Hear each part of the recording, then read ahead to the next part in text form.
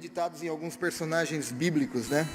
Homens de Deus, homens que viveram, serviram, experimentaram milagres de Deus na vida.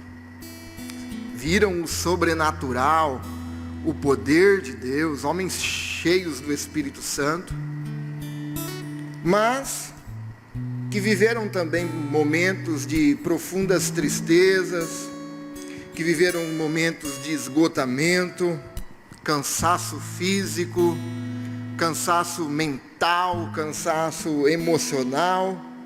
Homens estes que estão relacionados na galeria da fé em Hebreus, mas mesmo assim esses homens chegaram a um momento de total esgotamento, que chegaram ao ponto de pedirem a morte para Deus.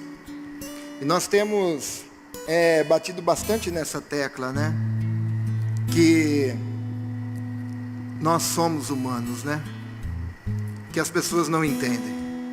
Havia antes, há ainda em alguns lugares, que depressão é somente espiritual, né? Alguns lugares que depressão tem que ser expulsada, que você não deve aceitar, né? Mas a Bíblia nos relata, e ela mostra como Deus cuidou dessas pessoas, ou então como Deus enviou pessoas para cuidar dessas pessoas. E nós temos falado muito sobre relacionamentos, né?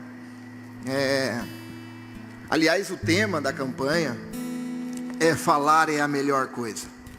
Se relacionar é a melhor coisa. Falar da dor, falar aquilo que está sentindo é a melhor coisa. Então nós temos falado muito sobre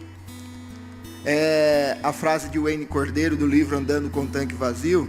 E assim, eu tenho falado todo domingo, eu ponho, porque para ficar frisado mesmo em nossas mentes, como ele diz, nós não nos esquecemos que somos cristãos, mas nos esquecemos que somos humanos, né? Nós somos frágeis, somos fracos, não tem super-homem. Na hora que somos acometidos de alguma tristeza, a gente mostra as nossas fraquezas. Então ser cristão não é viver numa redoma de vidro pensando que nada pode lhe acontecer, né? Ser cristão é, vindo a acontecer, você tem um Deus com você. Isso é ser cristão. Nós falamos no primeiro domingo, eu disse que eu estou trazendo algo que eu vivi, mas não quero fazer daquilo que eu passei sobre um diagnóstico de burnout, de esgotamento, fazer a sua experiência, né? Não, o que eu quero, e também não sou formado em psicologia, gosto muito do assunto, mas eu sou pastor, então eu tenho que falar sobre Deus, sobre o que Deus cuida de nós, né? Mesmo sabendo que há casos que precisa ser de tratamento, para aconselhamento, estamos aí, mas nós somos humanos, então às vezes nós precisamos de algum tipo de tratamento. E o melhor tratamento você vê na Bíblia, e isso os psicólogos têm em comum: relacionamento, falar, colocar para fora, né? Então, e nós apresentamos algumas causas. Faz de conta que eu estou trocando, tá? Eu só dou causas e sintomas, né? As causas nós falamos semana passada. Então, os sintomas: sensação de desesperança, lágrimas frequentes, dificuldades para se concentrar, dificuldade para tomar decisões, irritabilidade, insônia, níveis de atividades menores, sentimento de solidão, distúrbios alimentares e dores.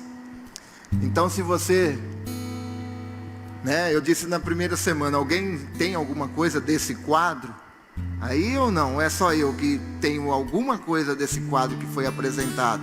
Quem tem aí? Levanta a mão. Achou alguma coisa? Mas não se assusta não. Se você tem de 3 a 5, você está normal ainda, tá?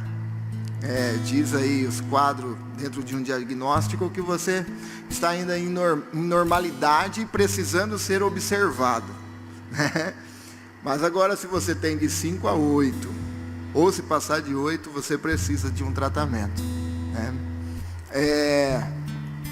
E nós vimos em alguns personagens, eu só ia mostrar agora também. Nós vimos em alguns personagens que ficam muito claro, sensação de desesperança, né? Dificuldade para tomar decisão, Moisés, né? Níveis de atividades menores, sentimento de solidão, né?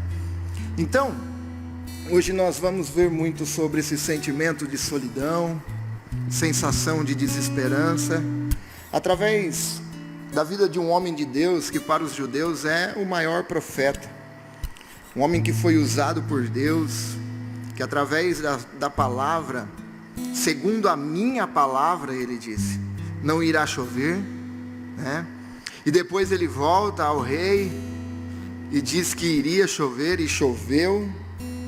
Homem que orou e desceu fogo do céu e consumiu o holocausto, mas que em algum momento da vida passou por esse momento de esgotamento, tristeza, e pediu a morte para Deus. Quem é esse homem?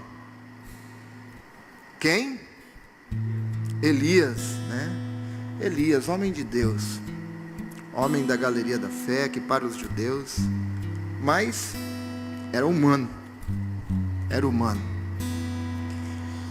E hoje Deus irá ministrar os nossos corações então sobre o tema renovo para o desesperançado.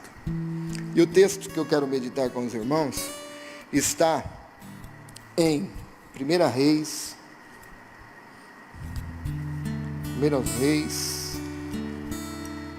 capítulo 19, versículo 3 e 4.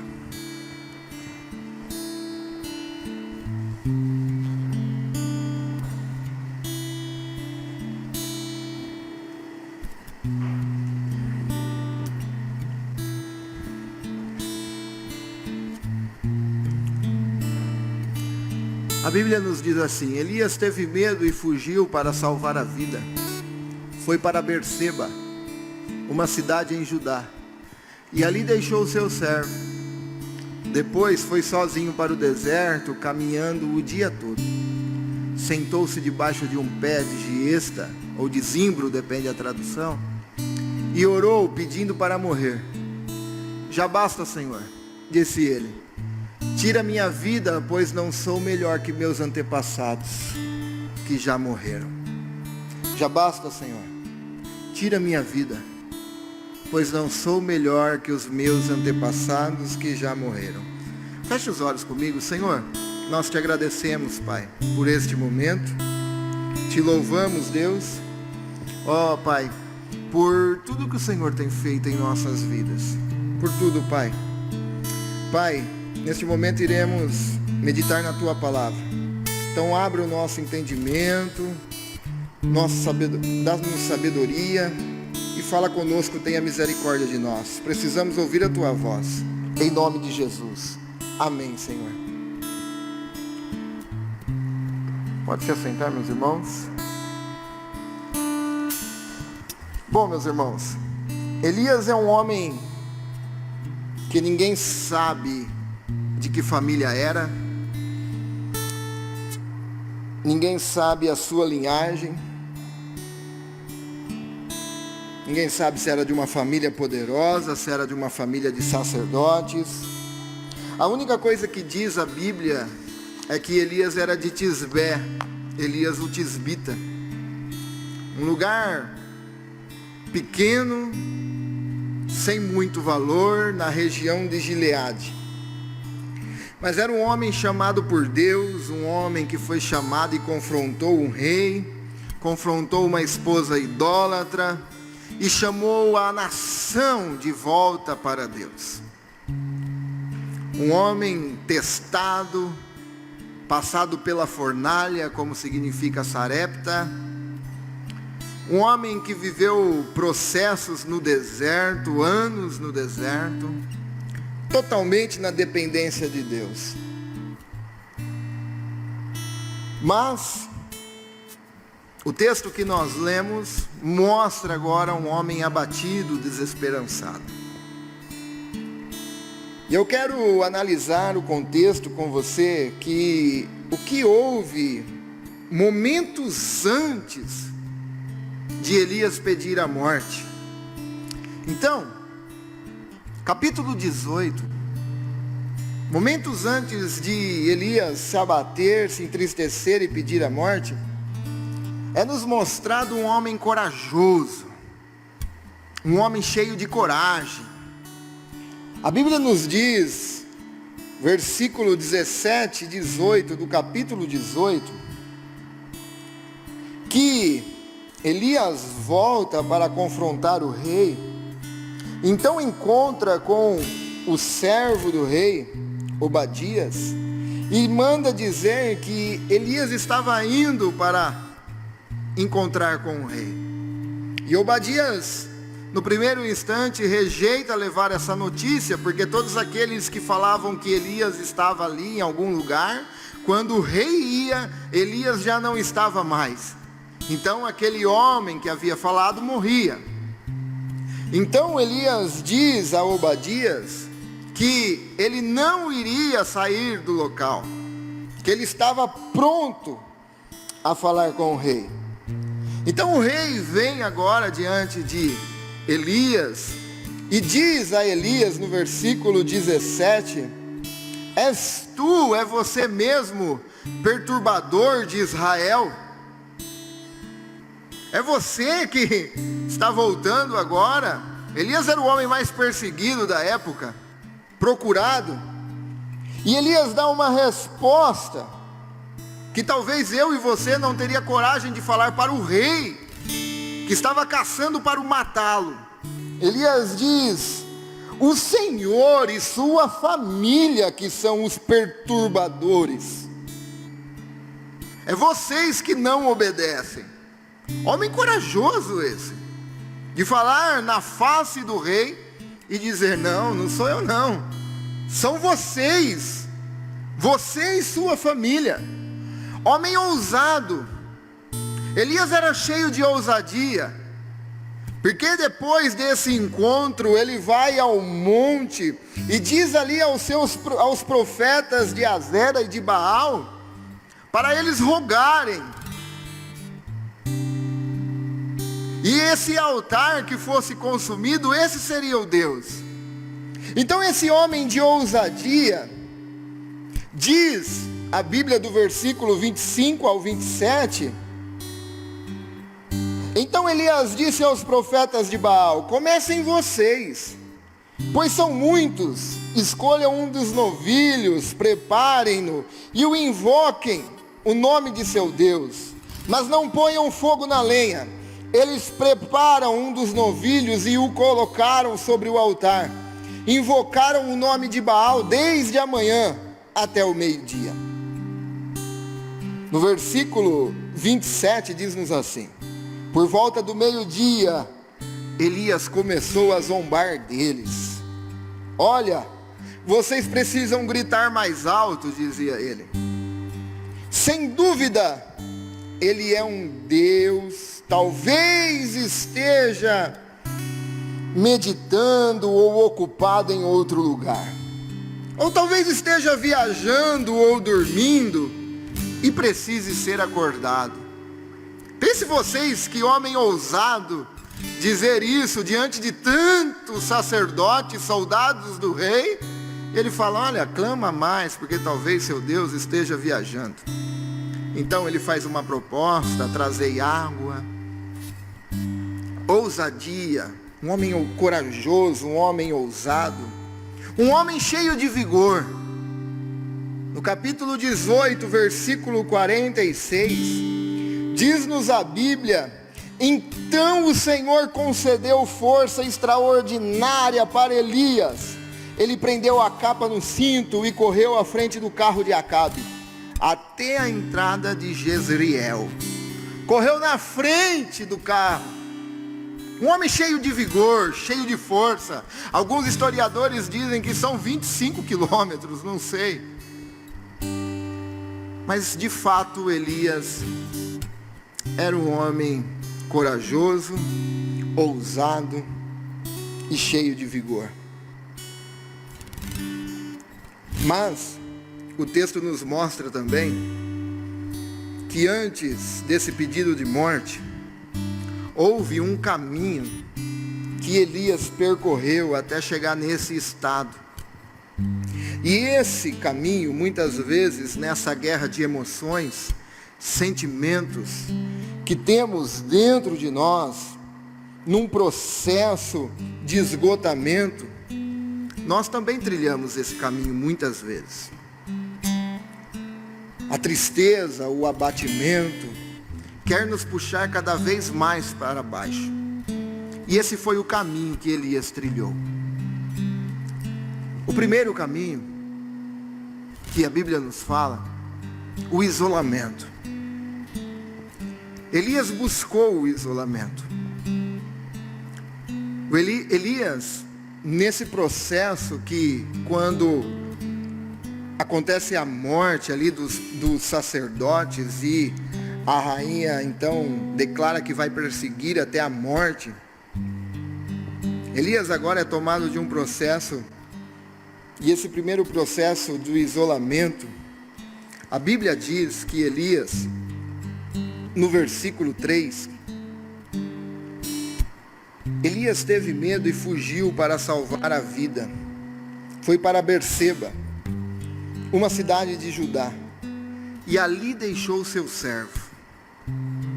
Depois, foi para o caminho do deserto. Depois Elias deitou embaixo de um pé de zimbro, um galho, uma árvore seca, que só cabe uma pessoa, e olhe lá. Depois Elias vai para uma caverna. É um processo atrás do outro, buscando o isolamento, ficar só. Pessoas desencorajadas têm a tendência de buscar o isolamento. Cada vez mais a desmotivação traz consigo o isolamento e a solidão.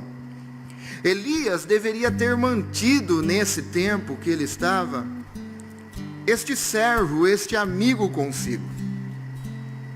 Elias deveria ter mantido este servo dele com ele, para lhe servir, para bombear em teu coração força, vigor para caminhar. Mas nós, quando estamos neste processo, nós não conseguimos enxergar. Pelo contrário, a nossa tendência é sempre nos afastar. É sempre buscarmos a ficar só. E Elias viveu isso daí. Elias se isolou num estado depressivo, de esgotamento. Nós também somos tendenciosos a nos isolar. E nós falamos 2 domingos já sobre a questão do relacionamento. Hoje nós não iremos falar sobre isso. Mas a segunda coisa também é o cansaço físico e emocional. Elias viveu no limite. 19:5-6. A Bíblia nos diz: então ele se deitou debaixo do pé de giesta e dormiu. Enquanto dormia, um anjo tocou e disse: levante-se e coma. Elias olhou em redor e viu perto de sua cabeça um pão assado sobre pedras quentes e um jarro de água. Ele comeu, bebeu e se deitou novamente. Elias estava cansado fisicamente e emocionalmente. Elias viveu no limite por vários anos. Elias foi um homem procurado pelo rei. Passou vários anos no deserto, teve confrontações, teve encontros desgastantes. Elias estava no fundo do poço em termos físicos e também emocionais. Isolamento, cansaço emocional são como areia movediça. Quando nós buscamos cada vez mais nós somos puxados, mais nós somos atraídos para isso. Mas tudo isso, como eu disse, nós falamos semana passada e na outra. Mas eu quero destacar hoje o que levou Elias a fazer isso. E foi o medo. Elias teve medo. O homem corajoso, o homem que enfrentava o rei, o homem que saiu de Tisbé e foi lá e confrontou o rei. Nesse momento, por isso Jezabel enviou esta mensagem a Elias: que os deuses me castiguem severamente, se até amanhã nesta hora eu não fizer a você o que você fez aos meus profetas de Baal. E Elias então ficou com medo. O medo em si não é ruim, né? O medo é uma defesa do nosso organismo. Diante de uma situação real, perigosa, é normal nós sentirmos medo. O medo pode prevenir muitas coisas, né? Mas alguém sem medo se coloca muitas vezes em perigo. Se você for buscar a primeira causa de morte de jovens, são acidentes de motocicletas e carros. São pessoas que até sabem que não pode, mas estão sem medo. Nós atravessamos uma rua, nós não olhamos por costume de um lado para a direita e outro para a esquerda. Na verdade, é um medo que nós temos de atravessarmos a rua sem olharmos. Então, o medo prepara o organismo, inclusive com uma descarga de adrenalina, pois diante de um perigo o corpo se prepara para duas respostas. Quando nós estamos em perigo e sentimos medo, nosso corpo libera adrenalina para duas respostas: lutarmos ou corrermos. E muitas vezes o medo nos faz escolher a fuga, né? Então o medo, como prevenção de algumas coisas, é ótimo. Portanto, o medo é mecanismo de proteção e nos alerta dos perigos. Mas o que é medo? Qualquer situação que seja percebida como ameaçadora, esta ameaça pode ser física, moral ou de qualquer outro objeto. Sentimos de insegurança em relação a uma situação ou em um objeto. O problema pode ser a maneira como a pessoa percebe esta situação. Todos os medos surgem de uma preocupação a respeito do que irá acontecer. E com isso vem a ansiedade. Todos os medos, diz um psicólogo, que o medo é por causa de algo que pode morrer. Tanto fisicamente, quanto um projeto, quanto um sonho, quanto um casamento, tantas outras coisas.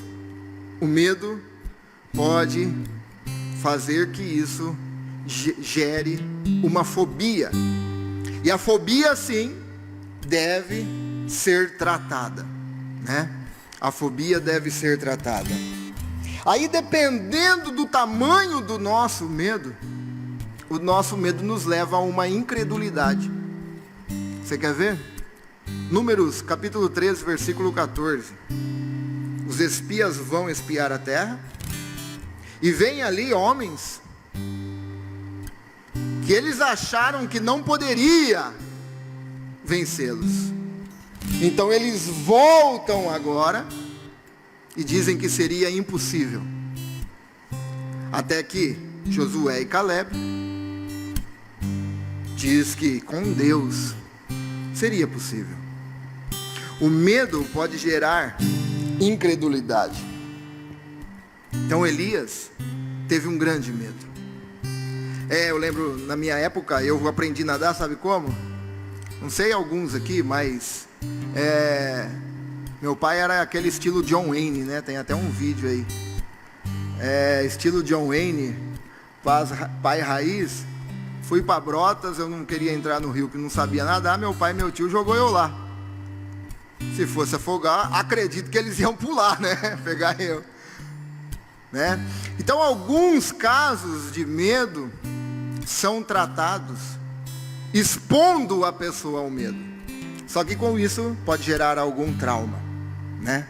Mas Elias aqui estava com medo, e este medo fez ele cada vez mais se aprofundar numa areia movediça, levando-os a se isolar cada vez mais, levando a autocomiseração, dizendo: só eu fiquei, eu não sou melhores do que os outros, e até então levando ele a pedir a própria morte.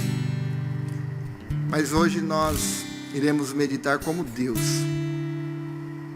Hoje nós não iremos falar muito de relacionamento, mas vamos ver como Deus tratou Elias. A partir daqui, Deus nos mostra como Ele cuidou de Elias, como Ele cuida de nós e como Ele pode cuidar de você. A primeira coisa é que Deus permitiu descanso para Elias.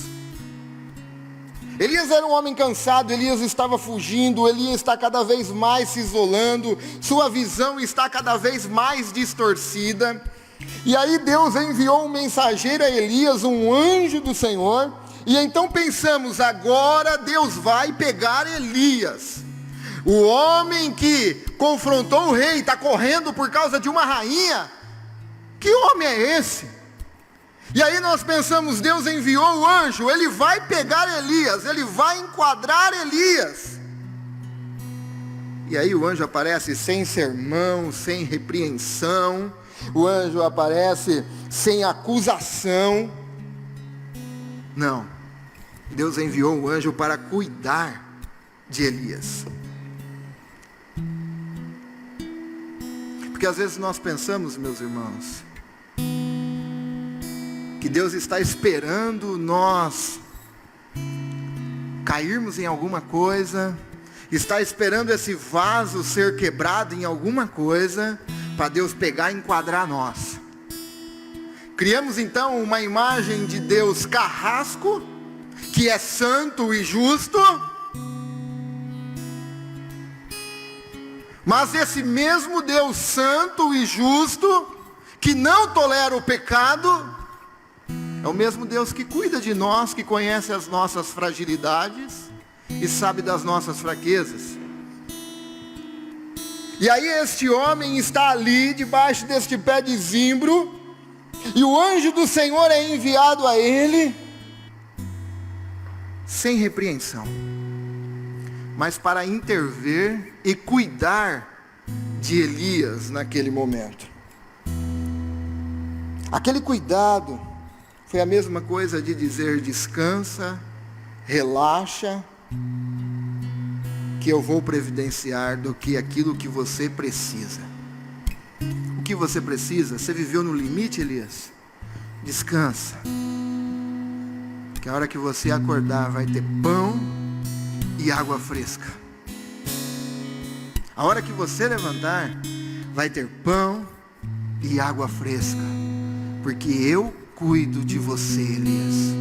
Eu sei do seu limite, eu sei da sua estrutura, e não é porque eu sei, eu conheço a sua fraqueza, e eu não vou repreendê-lo por isso, Elias, porque eu sei como você tem vivido. Deus não disse a Elias: Elias, você devia se envergonhar de si mesmo, de estar nessa situação. Deus não disse isso. Deus não disse: vamos logo, saia dessa, Elias, você não deve se sentir assim. Não, Deus não disse isso. Sabe por quê, meus irmãos? Porque Deus sabia a situação de Elias. Deus sabia o esgotamento de Elias, Deus sabia do cansaço de Elias, mas o Deus que sabe é o Deus que cuida. Este é o mesmo Deus que eu e você servimos. Elias teve inconstâncias em sua vida, assim como nós temos, mas nós servirmos a um Deus imutável, que nunca muda, e Ele conhece as nossas estruturas. Ele sabe da nossa situação. Ele sabe que muitas vezes buscamos nos isolar, nos afastar, e Deus está sempre ali, constante conosco, enviando o seu cuidado, seja por Ele mesmo, ou seja enviando alguém para trazer o seu cuidado a nós. Mas Deus está sempre lá, cuidando de nós, preservando por nós. E ali, Deus permite então Elias descansar, sem repreensão, sem sermão, sem dizer nada. E prepara ali um alimento para Elias, que Elias agora, após de se alimentar desse pão e dessa água, ele cria um vigor, uma energia para uma jornada de 40 dias. Pensa bem.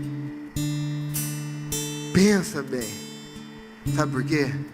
Porque quando vem do cuidado de Deus, quando vem da segurança de Deus, isso, meu irmão, nos enche de paz, nos enche de alegria e nos enche de vigor, nos dá força para caminhar. E Elias vai. Então, mas nesta caminhada de 40 dias, Elias então vai para uma caverna.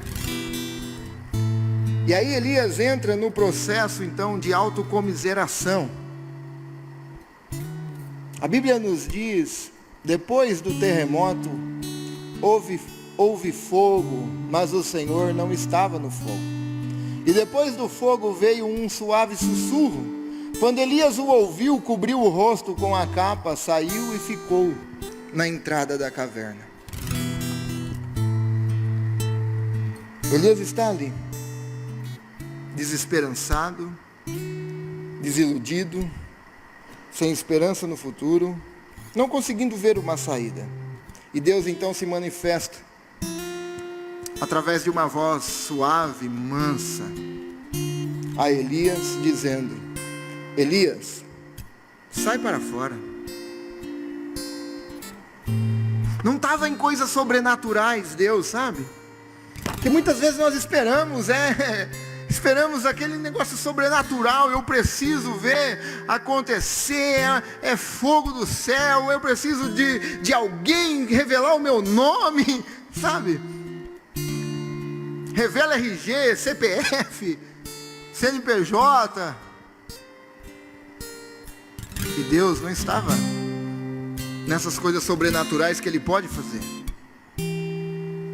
Mas o cuidado de Deus, Ele vem com uma voz mansa, suave. E diante dessa voz, Elias percebeu que tinha algo diferente nessa voz.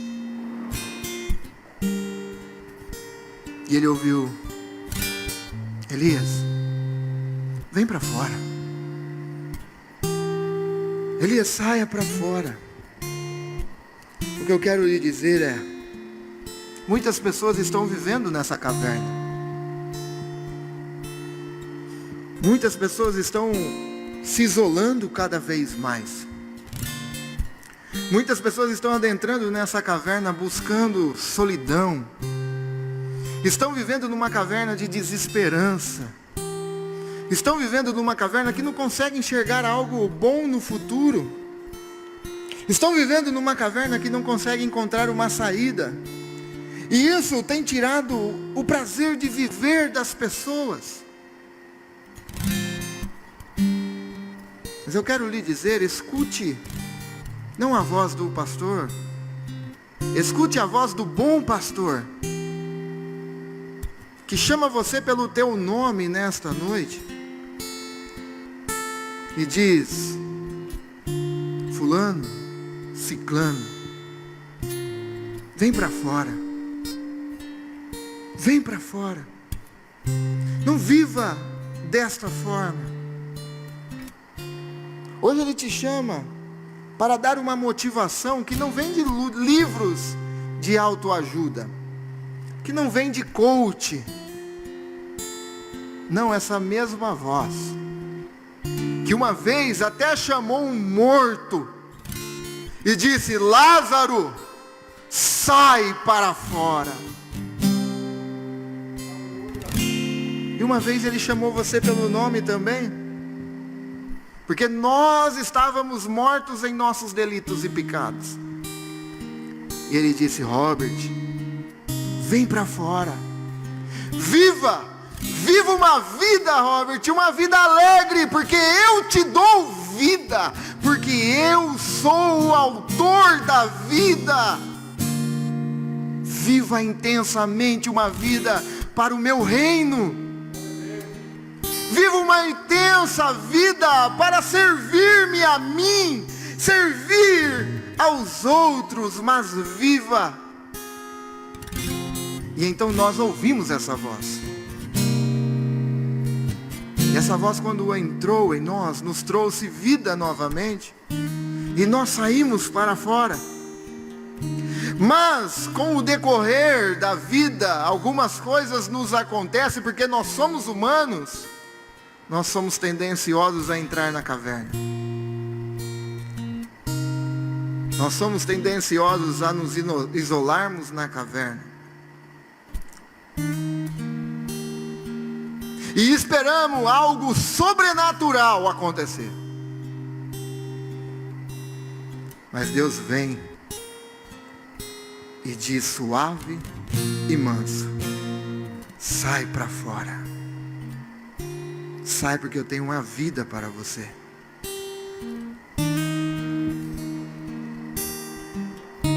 E a terceira coisa é: não é tempo de parar e nem de desistir. Elias estava pedindo a morte, achando que havia chegado o fim. Elias falou: ó, para mim acabou. Deixei meu servo, deixei meu amigo, ficou lá atrás. Fui para o deserto, fui para debaixo de um pé de zimbro, entrei numa caverna, para mim acabou. Mas o projeto de Elias não era o projeto de Deus. A Bíblia nos diz que Deus então disse a ele: volte pelo caminho de onde veio. 40 dias andando. 40 dias andando. Volte para o caminho por onde veio e vá para o deserto de Damasco. Quando chegar lá, unja a Azael para ser rei da Síria. Depois, unja também Jeú, neto de Ninsi, para que ser rei de Israel. E unja Eliseu, filho de Safate, da cidade de Abel-Meolá, para substituir você como meu profeta. Meus irmãos, Elias estava pensando que ia morrer e nem morrer, morreu. Está pensando num negócio desse? Elias pedindo a morte, não chegou nem a morrer. Elias querendo acabar com tudo, acabar com a dor, acabar com a perseguição, acabar com o medo. Elias queria acabar com o medo, então ele falou: olha, dai-me a morte. Elias achou que tudo havia chegado ao fim. Elias achou que não tinha mais algo para ele fazer. Elias achou que ele estava sozinho e Deus disse a ele: rapaz, temos 7.000 que ainda não se dobraram diante de Baal. Elias achou que para ele havia se acabado tudo. E talvez você esteja assim, eu passo por isso, vocês passam por isso. Olhamos para a situação e pensamos que está tudo acabado, o meu filho está acabado, a minha família está acabado, os meus projetos estão acabados, os meus sonhos acabaram. E isso rouba a nossa alegria, dá-nos uma tristeza profunda, que se nós não tomarmos cuidados, nos enquadramos em muitos sintomas de desesperanças, falta de produtividade, dor, insônia, cansaço, irritabilidade, todas essas coisas. Porque criamos expectativas em algo. E quando nós estamos agora, criamos essa tal grande expectativa e não acontece, nós ficamos desesperançados. E então nós pensamos, acabou. Acabou. Mas eu quero lhe dizer, se você pensou em parar, não pare.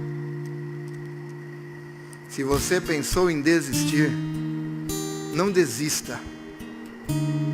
Se você perdeu a alegria, se você não tem vontade de estar com as pessoas, que você está buscando cada vez mais se afastar, não faça isso. Recomece, porque Deus ainda tem um projeto para a sua vida. Não pense que acabou.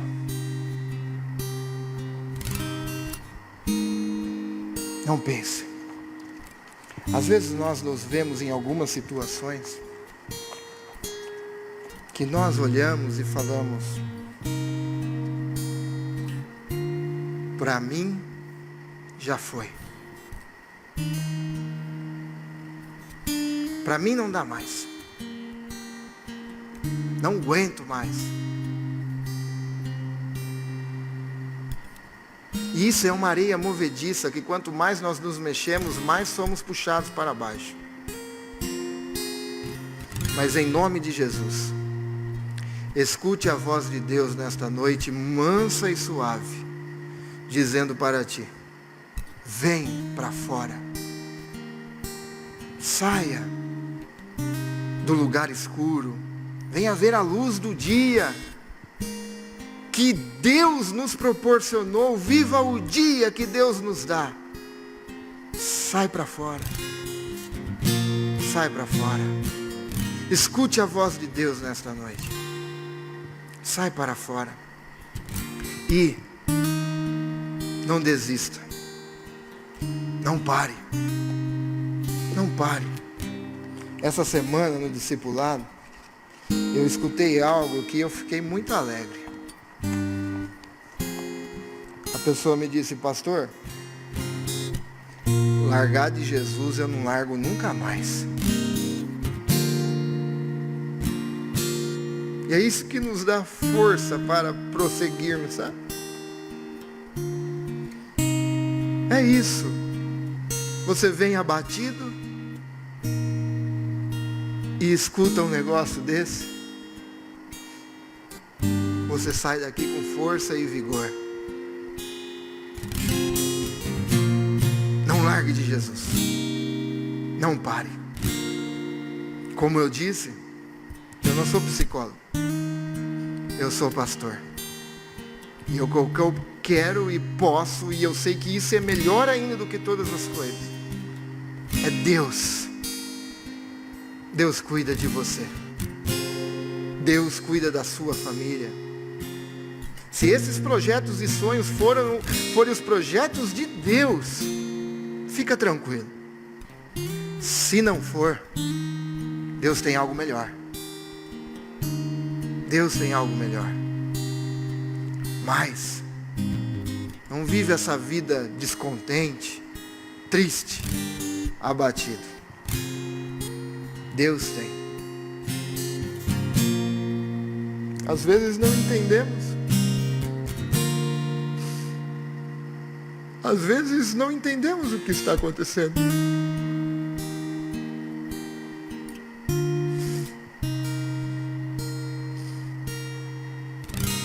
E quanto mais nos mexemos, mais parece que as coisas vêm.